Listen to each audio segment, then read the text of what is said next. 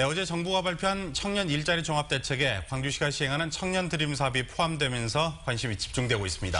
네, 최근 진행된 모집에서는 천여 명의 지원자가 몰릴 만큼 인기였다고 하는데요. 이승철 광주시 청년정책과장님 모시고 자세한 이야기 나눠보겠습니다. 안녕하십니까? 네, 안녕하십니까? 어서 나십시오. 먼저 광주 청년 드림 사업이 무엇인지 설명을 해주시죠. 예.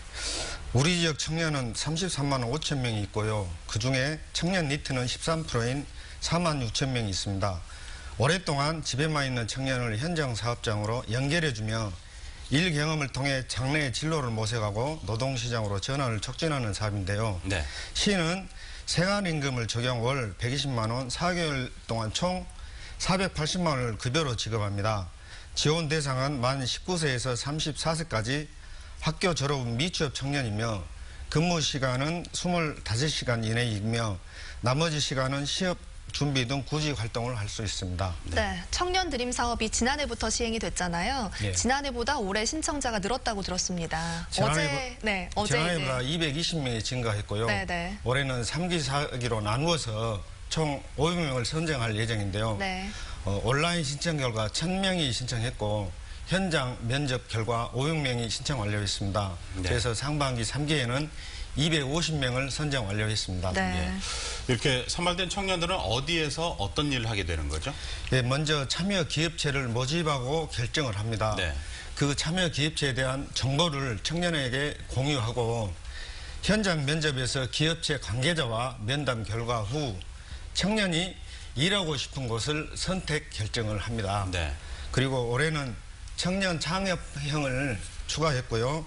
공공기관형, 기업형, 사회적 경제형, 사회복지형, 청년활동형 6개 유형 총 176개 현장 사업장에서 4개월 동안 일 경험을 하면 되겠습니다. 네. 네, 이런 관련 사업 같은 경우는 사실 단기적인 것보다는 얼마나 연계되느냐가 좀 관심사잖아요. 네. 지난해 성과는 어땠습니까?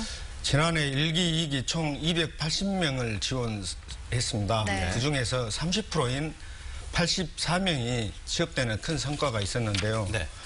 그래서 문재인 정부가 첫 평가한 지방 공공부문 일자리 우수 사례 발표대에서 대통령상 수상과 포상금 2억을 받았습니다. 취업이 불가능한 기존 공공기관에서 취업에 강하고 창업을 할 수 있는 기업체 등 민간 영역까지 범위를 확대했기 때문에 취업으로 연결되는 큰 성과가 나타난 걸로 보고 있습니다. 그 84명이 일을 했던 곳에서 취업이 됐다는 말씀이시죠? 그렇습니다. 네, 이 정도면 확률이 상당히 높은 거죠. 그렇습니다. 예. 어제 정부가 내놓은 상반기 청년 일자리 종합대책에도 이 청년 드림 사업이 포함이 됐는데 그러면은 앞으로 혜택이 굉장히 많아질 것 같습니다. 어떻습니까? 우선 5개 관계부처가 청년 일자리 종합대책을 발표했습니다. 우리 광주 청년 드림이 행정안전부 소관 지역 서비스형 국가사업으로 확정됐는데요.